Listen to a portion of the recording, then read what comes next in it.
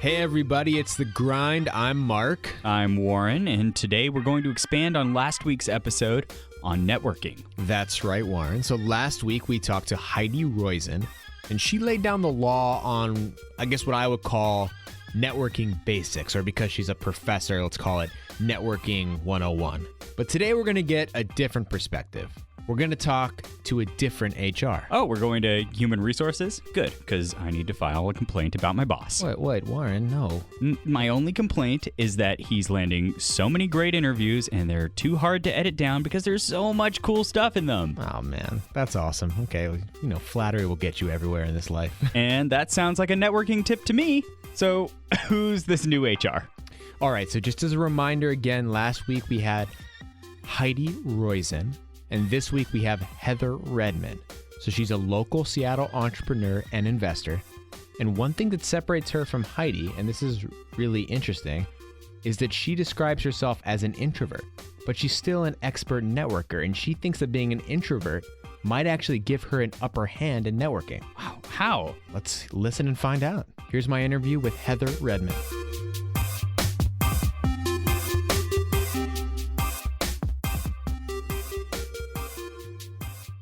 Okay, so I want to read a way you describe yourself in a bio. And so it's, I love all things Seattle and all things entrepreneurial. I spend time investing, networking like a fiend, speaking and writing. I've never met a party I didn't like, but you'll most likely find me talking about something very wonky while sipping a cocktail.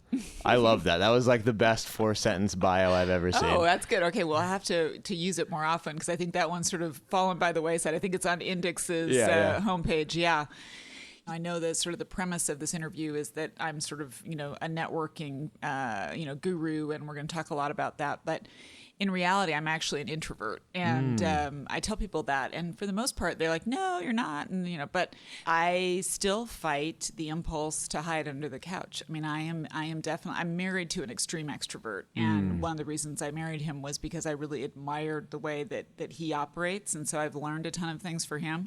But I still notice that our bias toward interactions with people is quite different. We've got a famous story where we were both in our living room and he noticed somebody like up the hill. This was before we lived downtown, but he noticed somebody up the hill in this, on this dead end street, that we lived on. And he was like, oh, I wonder if they need something. I'm going to run out there and ask them. And I was like, I would never. You're insane. Yeah, you're just like the weirdest person ever. But I mean, he always talks to the person next to him on the plane. I think maybe that's the litmus test of the extrovert, I put these introvert. Headphones on. Yeah. No, and I sort of try to scope out the person and figure out whether this is a person who's really somebody I need to know versus should I just, kind of shut things down. But I'm not a natural networker. My instinct is to hold people at arm's length. Sure. And somebody told me recently that extroverts are terrific because this all comes very naturally to them, but they're not very intentional in what they do. And so actually the very best people at building networks and really connecting people are intentional extroverts or introverts who have converted themselves into sort of extroverts by practice, and that's really what I think I do. That's going to be so heartening, I think, for a lot of people listening to this. Why did you think it was important to try to be a networker, be more, open? I think the word open that you used is really an important word. I find that if I decide in the morning that I'm going to just be 5% nicer to everyone I run into that day, I have such a better day. Yeah. It's just like, wow, what a huge impact that has. And in the networking context, it's really just that sort of extended. It's how am I interested and interesting to all the people that I meet? And how do I, instead of, sort of prejudging interactions with people, how do I have some openness and some willingness to take that meeting where I don't know where it's going to go, or talk to that person that I'm sitting with at a conference and just learn sort of more about them, let them know a little bit about me, so that there might be some synergy that comes out of that. I think what scares a lot of young people away from this is they're saying, well, I'm talking to, Heather, she can introduce me to a bunch of people. I'm 22, I'm a senior in college. What could I possibly, help her with? Yeah. And you're saying just even a conversation can be valuable, right? Yeah, I think so. I do think, and this is a rhythm I try to follow, and I'm probably, people will say, oh my gosh, you didn't do that with me, but I try to follow the rhythm of give, ask. Yeah, I like and that. So I would suggest to the younger people that they have a lot to give. Yeah. And so when they meet somebody who they feel is in a position who has way too many people to talk to and can do a lot for them, that they should try to figure out, what are my gives? Yeah, I like that. What are my two things that I can do for this person? And I am often shocked when I meet with somebody who could be young or old or anything, but it's somebody who really wants me to help them and is and needs the help. Clearly this Sure. is going to be beneficial to them if I can figure out some things to do and some intros to make. That when I suggest something that will help me, like they volunteer on the XYZ project or, come to this thing that I want them to come to and maybe bring a couple friends or something, they aren't comfortable. Okay. Yeah, it's a little tone deaf, right? I mean, it's Yeah. Yeah, and I think even just the process, even if there isn't something, I mean, like you're saying, there are probably many things that you can help with, and partially it's showing you did your homework to even think that through. Oh yes, that's a must. Yeah, and I also think it's kind of charming, even when you offer, even if I don't take you up on it or you don't take someone up on it, just someone asking like, hey, look, I really want to help out as well. I know it may sound crazy given I'm 22 years old, Right. but yeah, can I look over one of your companies that you're looking at and just give you my take on their website and type up a few notes? Right. Can I help volunteer at the chamber? Can Yeah. I, I was talking to someone the other day, they're a personal trainer. Can I give you a free exercise class? I might not take you up on that, but that's Yeah. sweet, and Right. and shows that, Right. yeah, you kind of understand how a professional adult relationships work, right? Yeah. And you've mentioned this word intentional networking a bunch of times. So I want to ask you just about it. What do you mean when you say intentional networking? I try to think and do research before I go to an event. Say I try to figure out who's going to be there. If there's a 2-line on the email that has been smart. left Yeah. revealed, Smart. I will typically take a look at that Sure. and go, okay, who are these people? Yeah. Who do I want to be sure that I talk to at this event? And if I don't know who's going to be there, I will ask the organizer sometimes who's going to be there, and I might ask to be seated next to a specific person. I like that. So and it's all dependent on time. Sometimes I just show up and wing it, but Yeah. but there is a lot to be said for doing some planning in advance and thinking about who do you want to know out of it, and pushing yourself a little bit, because sometimes you're tired and you just say, I'm just going to talk to the person I know, and that is obviously not the best use of your time in every case. It's a missed opportunity, right? Exactly. So I'll, typically kind of have a mental list of, I want to be sure I don't leave this thing, which maybe I'm dying to get out of here so I can go work out or whatever. I'm not going to leave this thing until I've ticked these 7 boxes. I like that. And it can be just as quick as, quick hug, hi, really want to get together with you at a future time, but just that name recognition. I recently had occasion to make some phone calls to support an event that we're doing, and there were a lot of people on that list that I thought, there's no way I'm getting through to them. I'm going to get their assistant, but I thought, well, this is okay, because I'm A, doing the work that I need to do to help this event come off, Yeah. and B, they will see my name. Yes. Yeah, I like and that. that's important too, right? This is now a name recognition game where the name has occurred in somebody's, mind. So it's like, once again, you're building up that equity in their brain. Do you have any other kind of rules or heuristics that are kind of like, maybe they're not explicit, but things that you find yourself doing a lot when it comes to networking, or approaches that you've adapted over the years? There's a couple of things. One is that the more you do in this regard, the more you're going to be able to provide people with benefits regardless of who they are. I mean, I feel like at this point I could probably meet with President Obama and think of something I like that that. he wasn't tapped into, or something that he wanted, and I can hook him up. That's and it great. would be, That's something to aspire to. yeah, sure. And that's probably a bit of a stretch, but there's probably some little, pastry shop that he doesn't know about that I know about, so it Exactly. has to So be. it doesn't have to be this huge thing. It can be, Yeah. I eat at a lot of restaurants. I know cool bars in town. Right. I mean, right? It doesn't have to be this huge, Exactly. grandiose. Yeah, no, and I think that is probably underlooked by a lot of people. One of the things that I try to do is to have friends who are not in business and to network outside of business. So like for tonight, for example, one of the things that I've been doing lately is trying to do more dinner parties, because that's also an underutilized networking skill that one can do in Seattle, and it's also a ton of fun. I just want to like say I've caught myself talking about this in a very, businessy way, but this stuff all sounds super fun too, right? And it's also nerding. I mean, we're talking about being at boards and charity things. Yeah. I mean, look, we're all full human beings, right? Our business side is only one piece of who we are. Yeah. So I just wanted to put that out there that there are immense knock-on benefits to just doing all these things as well, right? Particularly if you're authentic, that's one of the things. It's not going to work if you're not, right? Yeah, and also it's just not fun, so you'll be miserable. Yeah, and so one of the things that I love is that that I do really like going to parties. Yeah, and so I'm perfectly happy to be, sort of wild and crazy at parties and have the chips fall where they may. Have some people say, "Oh, I don't want her on my board." She's so you like sort of way signal, too much you're fun. like, this is who I am. She's way too much fun. Yeah. That doesn't fit with the culture of this company. We cannot have it. Yeah. I like that. So you're almost using networking as a way to sort of signal. Yeah. This is who I am. Right. Like, let me just put that out there. And, if you want to hang out or you want to work with me, then that's who I'm going to be, right? Yeah. So that might be an advanced move, though. We might not want to tell every 22-year-old to go. There's and I think as you get older, you do get more freedom to be yourself. The quirkiness factor definitely works better if you're more senior. Yeah, and everyone, I think, in their gut wants to know more different types of people. Yeah.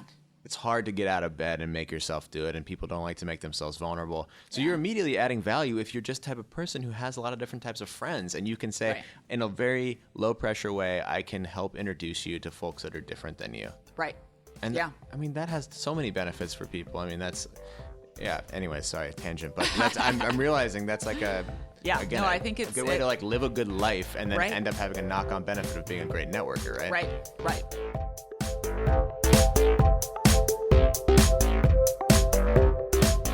Technology has changed the way people network, right? Maybe started out as emails and now we have LinkedIn. Yeah. In what ways does that help and what ways does it hurt in your mind? So what I find, the two major networking avenues for me that are digital are LinkedIn and Twitter.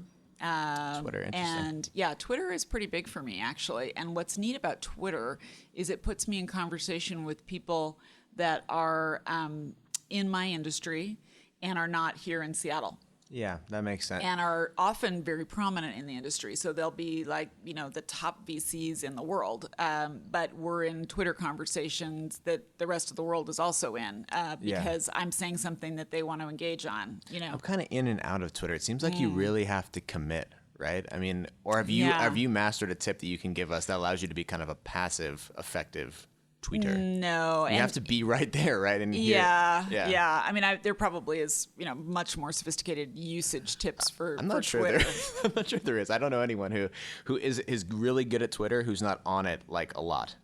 Yeah, it's my source of news basically. So I don't go to Facebook really anymore, which I should work on. And LinkedIn, since they did the new UI, I'm not really using LinkedIn as much anymore either. I think they missed a beat there. Maybe I'll get used to it, but it's just not as useful to me at the moment.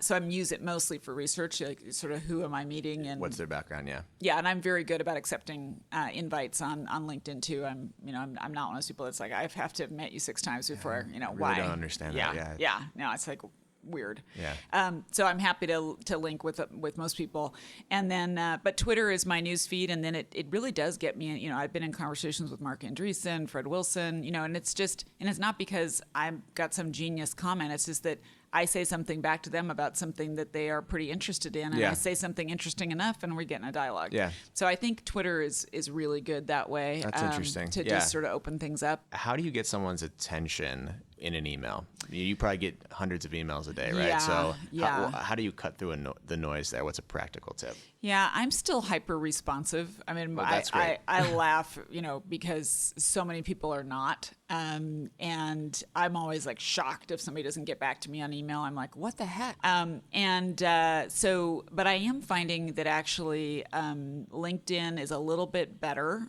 in terms of I have fewer messages there. And then Twitter is probably even a little bit better than LinkedIn. Yeah. In terms of reaching me. And email is probably the worst because there's so much of it. But then once we're in conversation, then I want to put you on email to figure out logistics of actually getting more together. Connected, right? Yeah.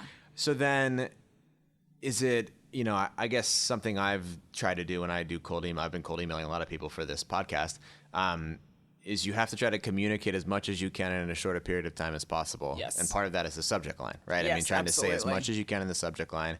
Yep. And then I put my LinkedIn link right at the front, like almost before I say hello, like here's who I am. Yeah. Just because, let's be honest, people are going to want to figure that out quickly. And it's much quicker to click on LinkedIn than to read 4 lines of your email, right? Yeah, and to go look you up on LinkedIn where you may not show up is, the first entry. And if I Google your name and I don't, it takes me more than a few seconds, I'm kind of moving I've on, lost. right? Yeah. I think the link is smart. And I think... Yeah, an email, I would hit them. I mean, sometimes what I will do when I'm sending an email that is a cold email or a semi-cold email, I will also try to connect with them on LinkedIn simultaneously. So they get and they're really like, good tip. oh, okay. Really good tip. Yeah. So that's an interesting one too. And then there's a piece of, I think a lot of people waste their initial meetings with folks too, because if I meet you out and we have a 2-minute long conversation, unless you kind of immediately have some kind of follow-up, it's likely I'm going to forget who you were, right? So I feel like people miss the opportunity to either immediately link somebody, right, or immediately shoot a quick email to them. If they gave you their business card, literally, like on the phone, just type it in and say, hey, great to meet you today, boom. Yep. Now, like to your point, there's some name recognition. Yeah. I'm in their inbox at some level. Right.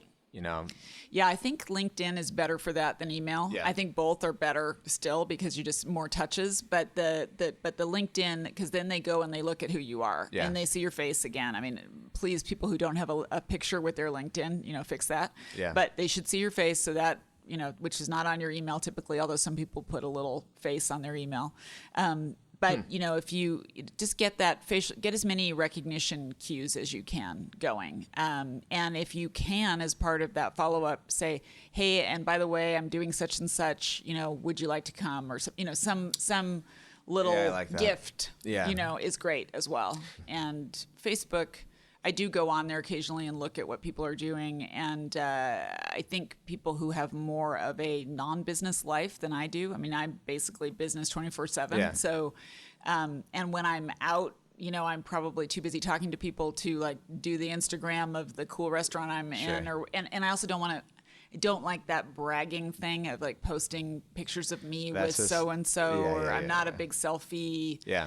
I want substance in the things that I do, and so depending on your personality, it just seems like because you want people to. What you really want is for people to be constantly thinking about you, but in a positive light that reinforces who you are. Positive is even the wrong way to say it, but one that's, on brand. Yeah, authentic. You want yourself to be reinforced in people's mind. And so if you are really that type of, there's people who pull it off because that's just kind of who they are and it works for them. But if that's not who you are and you're forcing it on social media, then it's, it's not, you're not going to have that positive association. Right.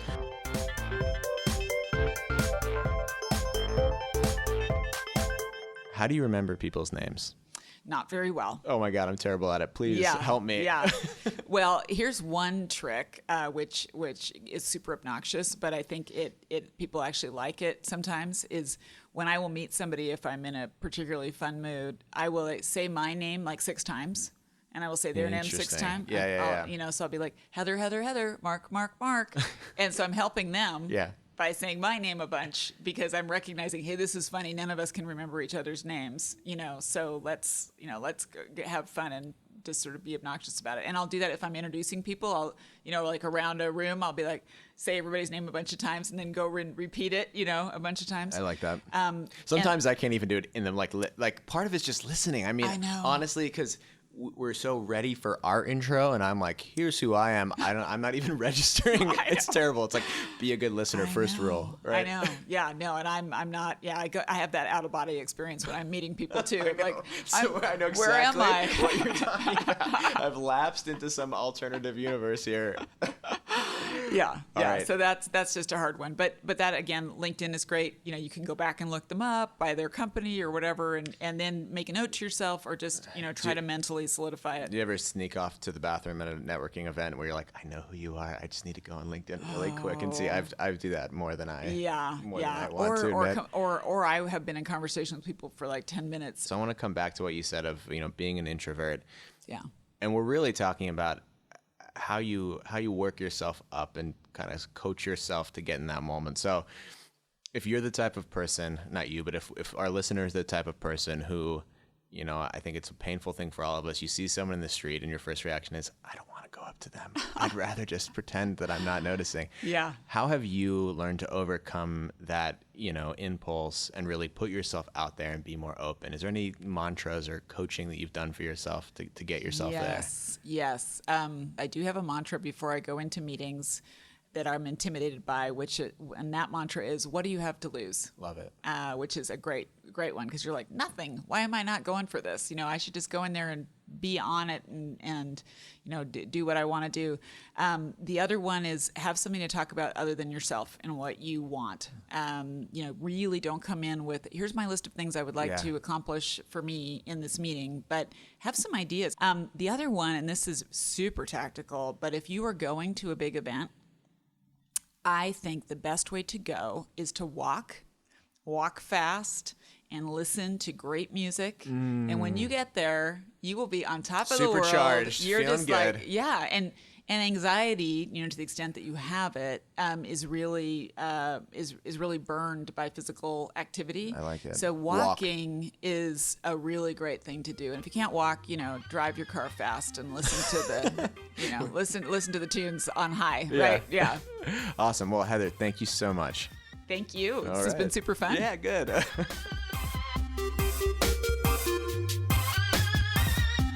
Okay, so that was my conversation with Heather. Warren, what'd you think? So I really like this concept of the give, ask rule, mostly Okay. because I actually come from a different school of thought where I've always been told that it's never going to hurt to ask. Yeah. And that's kind of how I've made most of the progress I have made in my life, is I've just like, it's like a life hack or something that I stumbled upon, like just ask people for help. So you're like an ask.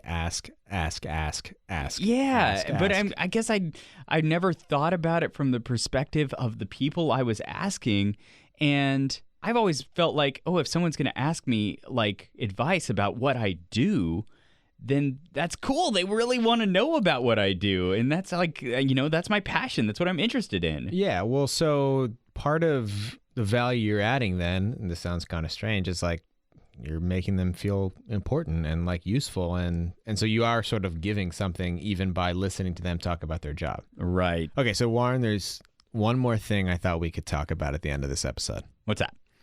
Okay, it's kind of funny. So you know how Heather said she thought if she met Obama, she was so well networked that she could even add value for him? Yeah. It's kind of a bold statement, right? It is. But hey, look, she's Heather. She's got it. But I was thinking, Warren, could you? Like if you met Obama, what value could you add for him? Oh my God, I've got so many podcasts to recommend to you, Obama. That's a good one. Yeah. You could give him podcasts to recommend. Absolutely. That's good. All right, good. I'm just thinking, I don't think I have anything. He's I don't been have on as good an answer. Really? Did you think about that before we came in? I'm No. Like, no, I don't have anything. Okay. Come on. He's definitely gone gray, but he doesn't look like his hair's thinning at all. I was like, I could give him recommendations about shaving your living head? life as a bald man, but like, I don't think he's in danger of that. I think that's going to be your second podcast. I know, being a bald man, like coming to grips with being bald and like feeling empowered about it. So, President Barack Obama, if you're ever going bald, I got this guy. Yeah, I got a bald guy who can help you. Guy who might have some tips for you. That's so sad that I can't think of a better one than that. thank you, everybody, for listening to today's episode. You got a double dose of networking here from the two HRs. So let's just thank them both right now. Heidi Roizen and Heather Redman, thank you both for being excellent guests on The Grind. Thanks so much to our musical contributors, PG Boo and Trackman Productions. Thanks, everybody. That's it for today. Grind on, everybody.